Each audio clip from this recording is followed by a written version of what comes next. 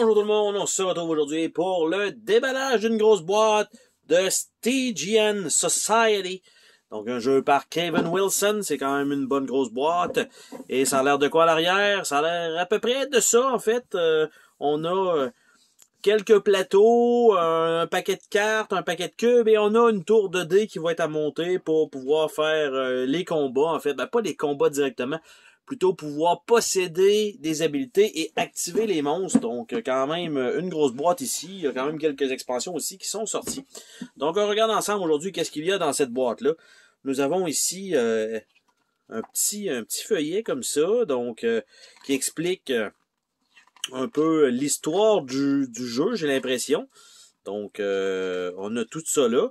Et il y a 15, 16, 18 pages d'histoire. Donc, quand même, une petite feuille intéressante à lire, un petit guide. On a ici deux collants, 3 et 6, probablement qu'il y a des erreurs donc sur les plateaux.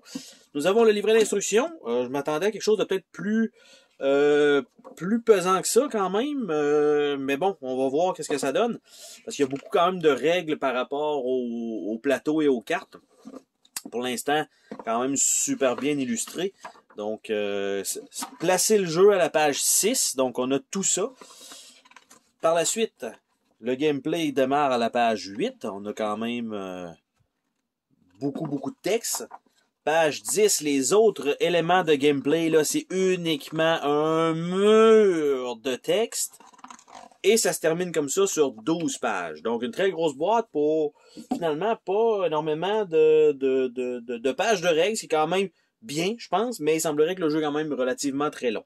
Donc, ici, ça nous indique comment, en fait, monter la tour de dés, tout simplement, avec rien de l'autre côté. Nous avons le plateau où la tour va aller avec quelques petits punchs à faire. Donc, pour que tout puisse s'emboîter là-dedans. De l'autre côté, il n'y a rien. Nous avons un plateau de jeu avec ce qui est, en fait, des cartes trésors, des cartes de coffre. Nous avons des actions génériques. Nous avons par la suite une charte, en fait, c'est plus un tracker, plus qu'autre chose, qui sert pour absolument tous les joueurs en même temps. Donc, c'est pas des points de vie par joueur, c'est des points de vie par groupe. Nous avons de l'expérience par groupe. Donc, quand on atteint un certain point d'expérience, ben tout le monde monte de niveau. C'est pas juste un joueur en tant que tel. Et le plateau est noir de l'autre côté. Nous avons une première feuille de punch. Donc, avec 2 4 et une série de murs. Évidemment, la tour de dés, vue de dessus, inclut certains trous à certaines places et d'autres places non, qui permet de lancer un certain nombre de cubes. Évidemment, c'est pas tous les cubes qui vont en ressortir et certains cubes vont ressortir plus tard. On a ici des petits jetons de différentes couleurs. De l'autre côté, ils sont tous noirs comme ça. Nous avons l'autre partie, donc avec la section 5, avec une rampe de sortie, et tout ça ici, encore une fois, avec une coupe de jetons. Le morceau 5 était ici, tout simplement. Donc, ça, on a ça. Et la rampe elle-même doit rien avoir de l'autre côté. Effectivement, rien de spécial pour ça. Par la suite, on a tout le reste des composantes dans un insert de carton plus ou moins efficace, je pense. Là. On a un paquet de cartes. Donc, tout ça. On a quelques sacs fournis. Ça, c'est quand même toujours cool. On a les cartons déjà punchés, je crois, des héros. Donc, on va pouvoir les regarder maintenant. Nous avons le chevalier, donc avec son habileté.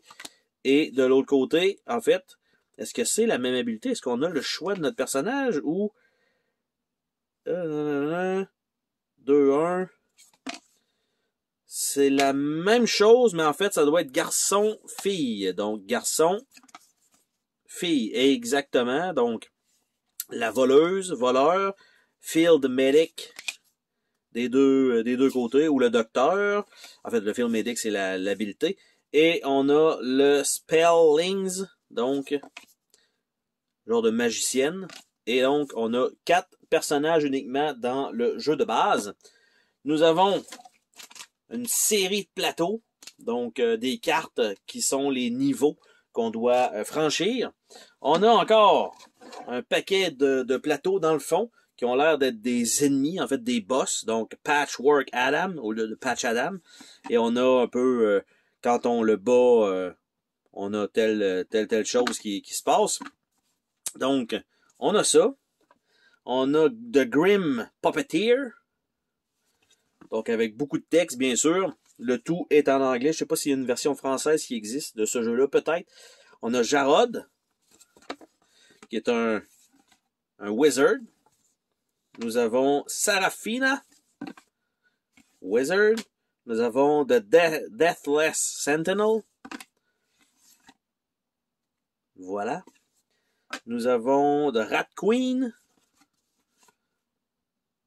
Nous avons Emmerich, qui est un wizard. Et Anastasia, qui est aussi une wizard. Donc, ça, c'est ce que ça donne pour ça. On a des petits jetons ici. Donc, en fait, les 4 jetons ici, on parle des jetons d'expérience. Jetons de chance, qui est un genre de trèfle. Et un autre truc pour les périls. Nous avons des cœurs pour les points de vie. Et nous avons des petits cœurs ici aussi pour les points de vie, parce qu'évidemment, les ennemis, eux, vont avoir leur tracking suivi avec les petits cœurs, contrairement à nous qui est en groupe. Nous avons un paquet de petits cubes, donc des cubes blancs, bleus, jaunes, verts, rouges et noirs. Donc tout ça est inclus là-dedans, ça n'a rien de sortir, c'est des cubes translucides. Et par la suite, on a ce qui semble être un paquet de morceaux de plastique restants. En fait, nous avons ce qui sert fort probablement à monter la tour, comme on peut voir avec ça ici. Donc, nous avons ça. Et les collants vont servir à mettre un 3 ici et probablement un 6 de l'autre côté. Donc, les deux qu'on avait là-bas. Nous avons des petits piliers. Je pensais que c'était des lanternes initialement, mais ça a l'air d'être des petites colonnes comme ça. Donc, il y en a 4. Et on a, en fait, des échelles qui sont probablement mis sur la tour tout simplement pour faire joli. Et nous avons une figurine qui représente le groupe, donc qui est plus comme le chevalier. Une seule et unique figurine, parce qu'en fait, c'est comme on est en jeu coop, on ne split pas, c'est vraiment, on embarque comme dans une bataille et on doit éliminer tous les ennemis pour réussir à monter de niveau. Donc, c'est comme ça que ça se passe. Et on a aussi également les figurines des ennemis qui sont toutes les mêmes de différentes couleurs. Ça me fait un peu penser les figurines, il y en a quand même un certain nombre de chaque, à Defender of the Realm. Donc ce sont des petites figurines comme ça qui représentent, là pour l'instant ça a plus l'air d'être des genres de petits magiciens. Ils ont toutes la même pose, c'est juste la couleur qui est différente. Donc quand on va arriver avec les ennemis, ben ça nous indique que ben, les ennemis rouges vont être telle chose, les ennemis jaunes vont être telle chose. Donc, on va regarder les cartes, d'ailleurs, de rencontres. Donc, il y en a quand même un certain nombre qui sont là. Je regarde, il y en a une série de bleus, ici comme ça. Et on voit que c'est des cartes de plus bas étages. Donc, on a, par exemple, Run and Gun, et on va avoir 3 ennemis rouges et un ennemi jaune, tout simplement.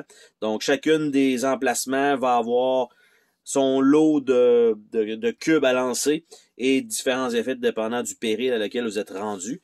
Donc, on a Slash and Burn, on a The Parlor, pas de la crème glacée, Crushing Walls of Doom, Dancing Bones, Machination of the Court, Commander of the Troop, Deathless Rider, The Spy's Nest, Small Fry, Pulling String, The Grunt, The Dark Knight, Batman, et on retourne à Run and Gun. Donc ça, ce sont les pièces, du moins, qui sont considérées comme étant les lower room, et nous avons les upper room cards.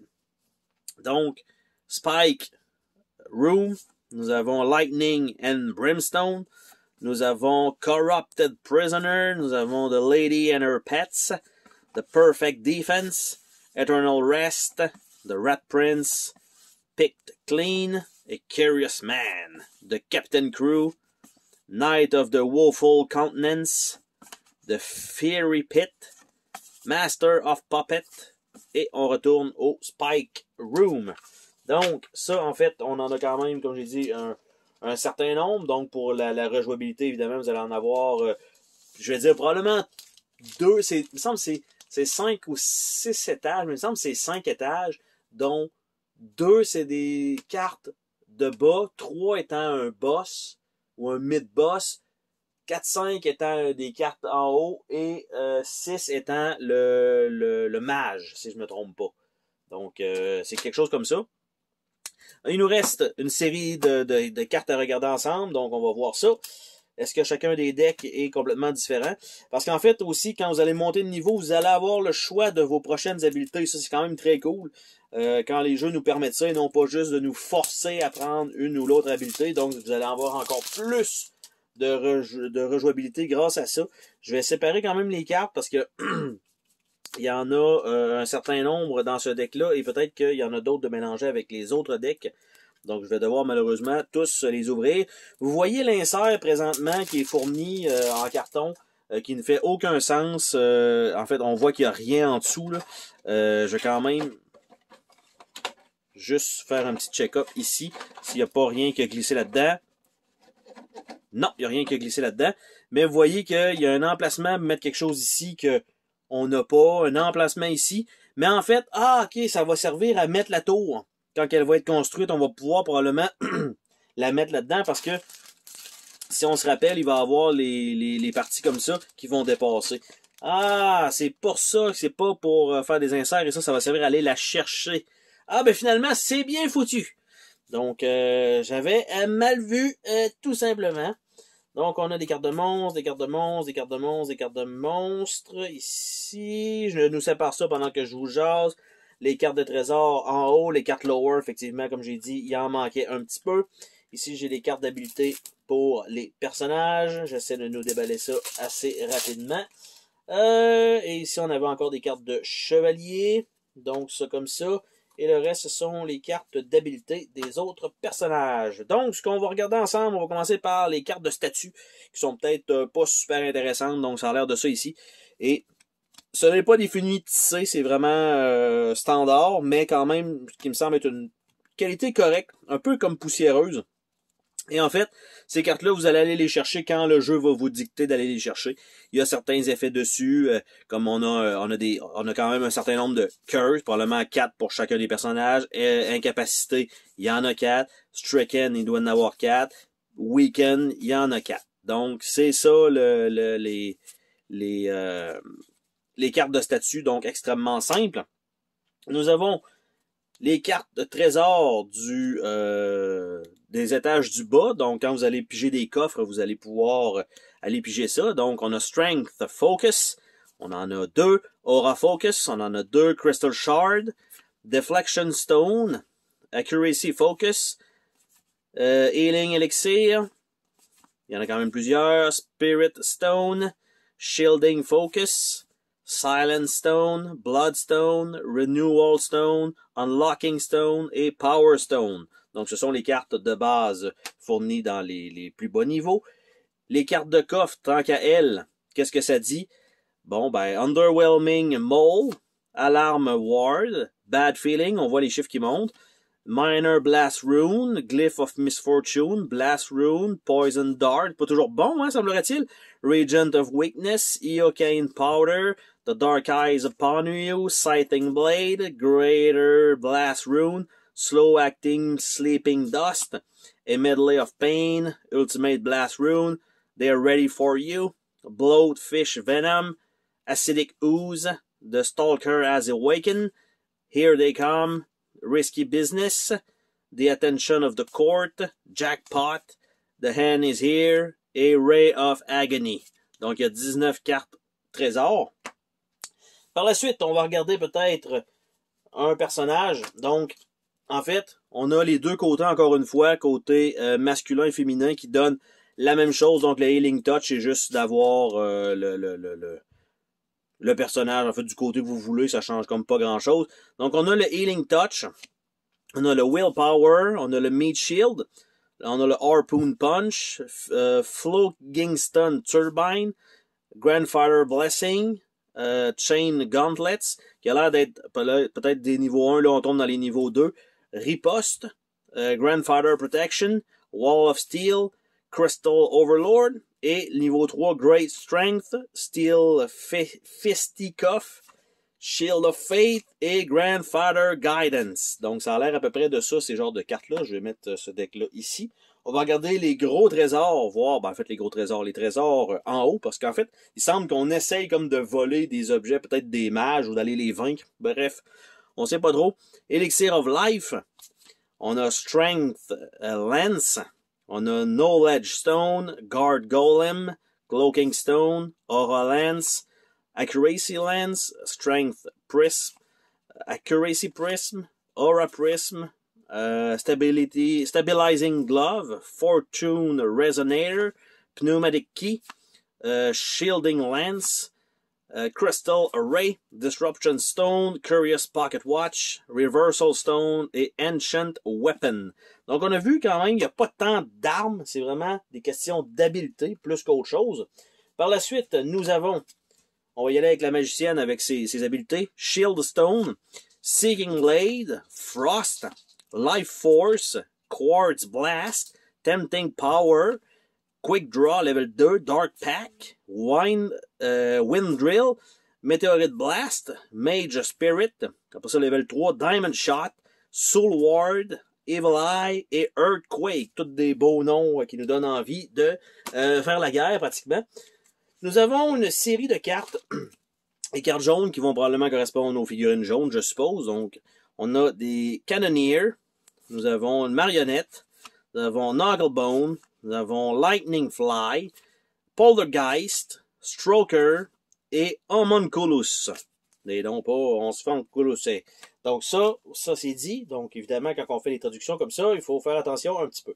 Donc, après ça, nous avons ce qui est la voleuse ou voleur avec Smoke Bomb, Bless Whitlock, Lightning Quick, Taunting Word, Skulk, Hurling Knife, Mechanist, Gas Pellets, Soul Blade, Whirlwind of Death, Guild Secrets, Deadly Strike, Herbalist, Ghost et Bone Spider Venom. On a les cartes rouges que j'ai mis de côté ici, parce que vous nous restez les cartes noires. Les cartes rouges, nous avons Slasher, Cadaver, Titan, Demon, Rat Thing, Lurker et Clank. Donc on en a, encore une fois, un certain nombre. On termine avec le dernier personnage. Pas on termine, mais on s'en va avec le dernier personnage. Le Doctor, Snake Oil Tonic, Saw Blade, Thirsty Blade, Booster Shot, Delicate Touch, Straight Razor, Stoic, Black Bag, Untouchable, Throwing Scalpels, Bloodthirsty, Death on Silent Feet, Aura of Fear, Fan of Blade, Surgeon. Et le dernier deck qui nous reste, ce sont les cartes noires ici, avec la Sirène, Rider, Gremlin, Weaver, Rat Swarm, Wizard Eye et Fée. Et donc, ça fait le tour, en fait, de toutes les cartes disponibles dans le jeu, tout le contenu, bref, du moins de la boîte de base, qui a quand même, comme on peut voir, beaucoup de matériel. Ben quand même, pas mal, d'ailleurs. Et ici, les cartes, non, ça rentrera pas là, malheureusement. Donc, je vais essayer de leur faire une petite place comme ça. Après ça, je vais mettre peut-être les monstres avec ces cartes-là. Je vais essayer de tout remettre dans la boîte le plus possible. Ça comme ça va aller là pour essayer de retenir un peu les cartes, d'aller foutre le camp partout. Ça comme ça, il nous reste les gros cartons finalement, ça va aller là. Temporairement, on a deux seules uniques feuilles de punch. On a 2 plateaux de jeu ici. Évidemment, lui, il va être un petit peu modifié à cause des petits morceaux qui vont aller là. Nous avons ça ici, ça on n'a pas besoin. On a le petit guide, on a les autocollants qu'il va falloir mettre, et on a le livret d'instructions. Donc, ça fait le tour de Stygian Society. Sur ce, on se dit à la prochaine pour une autre vidéo. Salut tout le monde!